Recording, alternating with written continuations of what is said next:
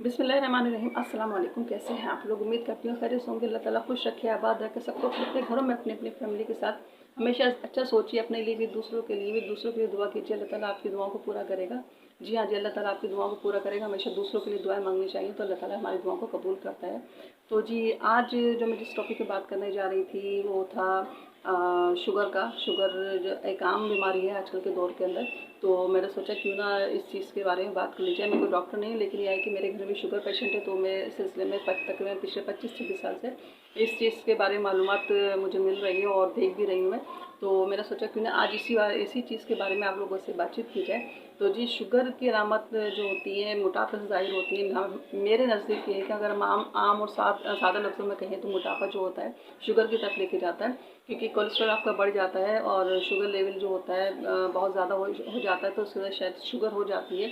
तो मेरे शौहर के साथ भी यही मसला हुआ था कि इनका तकरीबन आज से 25-26 साल पहले बहुत ज़्यादा वज़न जो था, वेट जो है गेन होना शुरू हो गया था, बहुत ज़्यादा बढ़ गया था। और उसके बाद फिर एकदम ये हुआ कि 1.5 से 2 महीने में इनका वज़न बहुत ज़्यादा गिरा, इनकी अजीब हालत हो गई थी। तो बहरहाल हम लोगों को जब तशवीश हुई तो हम लोग डॉक्टर की तरफ गए।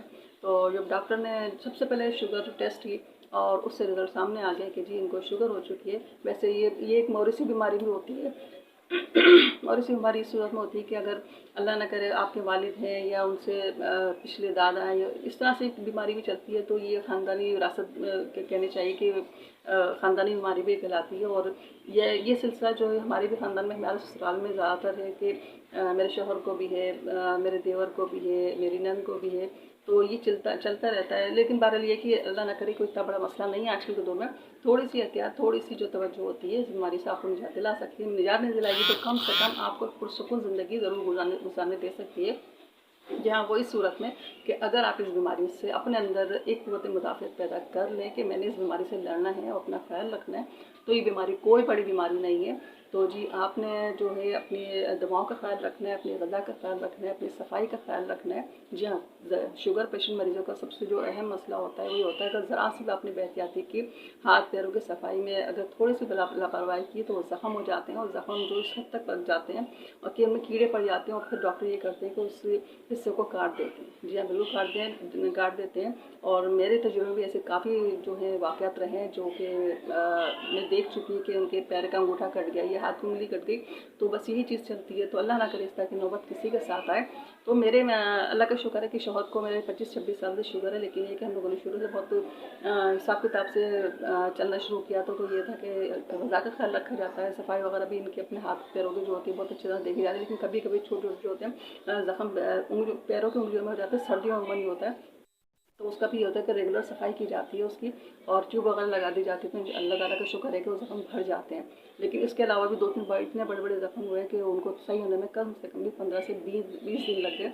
तो अल्लाह ना करे इस तरह की नौबत आए किसी के साथ। तो इतनी सारी बातें बताने का मकसद मेरा ये था कि आज मैंने जो आप लोगों के साथ बात शेयर करनी है वो है एक होम रेमेडी। जी हाँ, एक होम रेमेडी जिसका रिज़ल्ट जो तकरीबन मैं 50% इस वक्त मैं देख चुकी हूँ, और 1 हफ़्ते के अंदर अंदर। जी हाँ, 1 हफ़्ता हुआ होगा, ज़्यादा से ज़्यादा 10 दिन, इससे ज़्यादा की नौबत नहीं आई है। तो मैंने सोचा क्यों ना आप लोगों के साथ वो रेमेडीज़ जो है मैं शेयर कर लूँ, ताकि मैंने तो फ़ायदा उठाया है, मेरे शौहर को तो फ़ायदा हुआ, लेकिन किसी और का भी भला हो जाए। जी हाँ, ये वो चीज़ जो है ऐसी चीज़ है जो हमारे आम घरों में इस्तेमाल में आती है और हर घर में मौजूद होती है। कोई ऐसी चीज़ नहीं है जो बाज़ार से बहुत महंगी आपको इस्तेमाल करनी है। आजकल मसला ये है कि आजकल मेरे शौहर की गर्दन पे जो है एक दाना निकला था छोटा सा, और वो दाना फैलते फैलते इतना फैल गया कि उसकी एक अच्छी खासी गिरा जो थी पूरी गर्दन पे इस साइड पे फैल गई। तो बहरहाल ये है कि शुरू में तो उन्होंने कोई तवज्जो नहीं दी, और उसके बाद फिर जब तकलीफ ज़्यादा होने लगी तो फिर डॉक्टर की तरफ गए। उस दाने का जो था मुँह नहीं बन रहा था, वो कहते हैं ना पस वगैरह निकल जाए, वो नहीं बन रहा था, तकलीफ बहुत ज़्यादा थी। तो फिर डॉक्टर के पास गए तो उसने बहरहाल वो दवाएँ दी। तो उससे ये हुआ कि हल्का हल्का छोटे छोटे बारीक से सुराख उसमें से हुआ, उसमें से पस रिसना शुरू हुआ, लेकिन फिर भी उस तरह से वो चीज़ नहीं निकल रही थी जिस तरह से एक मवाद निकलना चाहिए था। तो बहरहाल ये है कि इसी दौरान में मुझे एक रेमेडी पता चली यूट्यूब से, जो थी वो एक रेमेडी जो मैंने सर्च की, और उसका मैंने सोचा क्यों ना इस्तेमाल किया जाए, क्योंकि आम से रेमेडी थी और कोई उसमें ख़ास चीज़ें नहीं थी, और जो कोई उसका क्या क्या कहना चाहिए कि उसका बुरा इफेक्ट भी नहीं हो सकता था, वो नुकसान भी नहीं कर सकती थी, क्योंकि वो हर्बल चीज़ें हैं सारी की सारी हमारे रेगुलर इस्तेमाल की। तो मैंने सोचा क्यों ना उसको भी एक दफ़ा ट्राई कर लिया जाए, अल्लाह ताला फ़र्क डालने वाला है। तो मैंने दवाओं के साथ साथ, दवाओं तो अपनी जगह थी, डॉक्टर के पास भी गए, दवाई भी इस्तेमाल चल रही थी। उसके अलावा मैंने एक जो थी चटनी तैयार की थी। जी हाँ, एक चटनी तैयार की थी। 4 चीज़ों की चटनी है, बहुत ही नॉर्मल तरीके से बनती है, कोई मुश्किल नहीं है, कोई मुश्किल काम नहीं है। सिर्फ उसका इस्तेमाल आपने जो है सुबह, दोपहर और शाम 3 टाइम करना है। तो और अल्लाह ना करे, मैं ये नहीं कह रही किसी का ज़ख़म हो या कुछ चोट लगी हो तभी वो इस्तेमाल करे। वो इस चीज़ का इस्तेमाल रेगुलर इस्तेमाल में भी रख सकता है। उससे एक तो आपको शुगर भी सही रहेगी, दूसरे ब्लड प्रेशर वाले जो हैं उनके लिए बहुत बेहतरीन चीज़ है, कोलेस्ट्रॉल जिनका बढ़ जाता है उनके लिए बहुत बेहतरीन चीज़ है। तो मैंने सोचा क्यों ना वो चीज़, क्योंकि मैंने उसका रिज़ल्ट जो है ये हफ्ते से 10 दिन के अंदर उस चीज़ का रिज़ल्ट मैं देख चुकी हूँ। बहुत अच्छा रिज़ल्ट आया है। तो इंशाल्लाह ताला और आगे जो है उसका रिज़ल्ट जो होगा और मज़ीद अच्छा हो जाएगा। तो मैंने सोचा इससे पहले कि बहुत काफ़ी दिन लग जाए, मैंने आप लोगों से इस चीज़ के शेयर कर लूँ कि अगर अल्लाह ना करे कोई इस तरह का पेशेंट हो तो वो इस रेमेडी को इस्तेमाल कर रहे हो और अल्लाह ताला उसको इससे जो है फ़ायदा पहुँचा दे।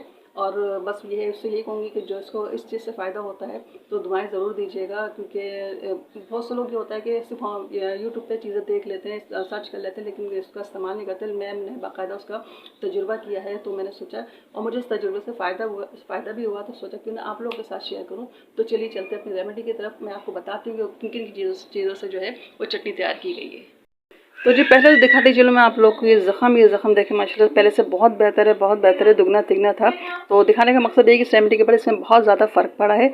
तो अब आ जाते हैं रेमेडी की तरफ। तो रेमेडी के लिए जो मुझे चीज़ें चाहिए वो है पुदीना, अनारदाना, लहसुन और अदरक। इसमें अनारदाना और पुदीना जो है 50-50 ग्राम लिया गया है। इसके अलावा जो लहसुन और अदरक है वो 25-25 ग्राम है।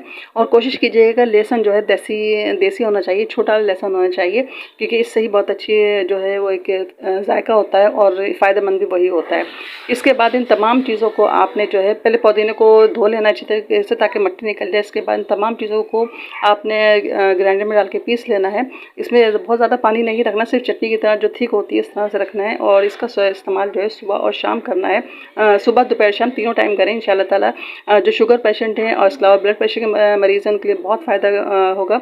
तो मैंने तो इस चीज़ से फ़ायदा उठाया, आप लोग भी ज़रूर फ़ायदा उठाएँ। तो उम्मीद करते हैं आप लोग को मेरी रेमेडी पसंद आई होगी। अगर पसंद आई तो लाइक कीजिए, शेयर कीजिए और सब्सक्राइब ज़रूर कीजिएगा। दीजिए इजाज़त। अल्लाह।